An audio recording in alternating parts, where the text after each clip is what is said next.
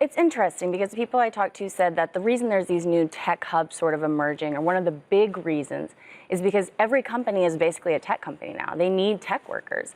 So Omaha has some Fortune 500 companies, and it's sort of rising because it needs these workers there. It was actually voted one of the best places, or the #1 place in the world, or in the United States, for tech workers to be working. Omaha was #1 in the United States for technology. Does that have something to do with the cost of living in areas like that? Cost of living, and so the way the study was done was the average wage compared to the tech salary and the cost of living in the city. ConAgra's there. I mean, I know, right. Becky, you ever been to Omaha? Oh, yeah. That was a joke. Few times. Norfolk Southern's based there. There are several companies. Hey, you got to move all that ham around. You know what I mean? Get the ham from ConAgra onto the train or into Warren Buffett's plate. I don't know, one of the two. What else? Who else is hot? So Miami is also on the list. And Miami is interesting because it's an international hub, or they're trying to really position it as an international tech hub.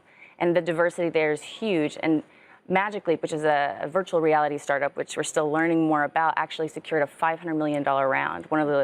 Some of the top, VC firms in the United States, including Google Ventures. Although I would guess if you ask students who are graduating where they would want to live, most of them would still say Silicon Valley, somewhere in San Francisco, Palo Alto, somewhere around one of those places, just because of the other technology companies that are there, the chances that you'd be able to work at one of many different companies. Yeah. Not to mention it's a really nice place to live. It's a really nice place to live. It's a really nice place to live, but it's not for everybody. And it's interesting because even though a lot of startups, sort of look at Silicon Valley in the beginning and think that's where we need to be based out of, they really need to look at their company and where it better fits, so where their customers are, if it's geologically good for what they're doing in business. I mean, Silicon Valley is a spectacular place. It's got so much optimism. But I mean, if you're a cop, a school teacher, you can't afford to live there. No, definitely These people not. live 80 miles away because of a 3-bedroom, 2-bath teardown. And by the way, is $1 million. Doing that commute 80 miles is not an 80-minute commute. No, God, no. 3 hours too. probably Right. each way. You got people living in Fresno commuting to Silicon Valley, so there's got to be other places, Cadie, that spring up. Yeah, Dallas is another big one, actually.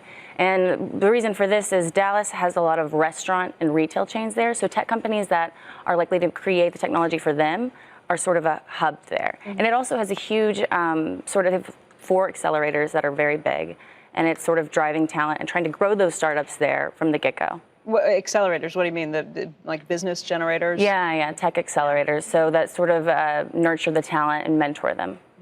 What about a place like an Austin or Boston, where we used to think of like the 128? They're still huge hubs. Those are just ones that we know more about. Austin is actually, leading in Texas as the tech hub, and South by Southwest, we all know about that. Although Miami is actually sort of launching their own South by Southwest, Emerge America, which is coming there.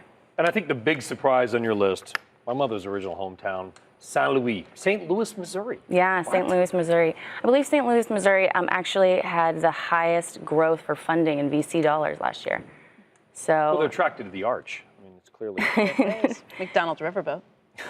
Yeah, I mean, St. Louis, I'm trying to think what's there. So St. Louis had a lot of older companies that sort of moved out. Yeah. And it struggled for a long time. It struggled for a long time, and since then has sort of become a thriving entrepreneur center for different companies. And it's interesting because when you look at the map of the United States and you think Silicon Valley, if you actually look at where the dollars are going, yes, most of them are going to California and cities there. But there's these little hubs in St. Louis is one of those sort of bigger bubbles on the map. What about Detroit? Did that make the list? I just wonder, because you mentioned the old companies moving out. Detroit has a lot of opportunities and a lot of billionaires that were kind of pushing things there. Yeah, too. no, Detroit is growing. It's interesting. The only reason Detroit wasn't on the list is because that's something that we've sort of heard a little bit more of. Right. But Detroit, yes, absolutely. There's money pouring into that city and a lot of cool things happening downtown especially. They're getting those old buildings and they're really trying to grow it from the core of the city. Yeah, So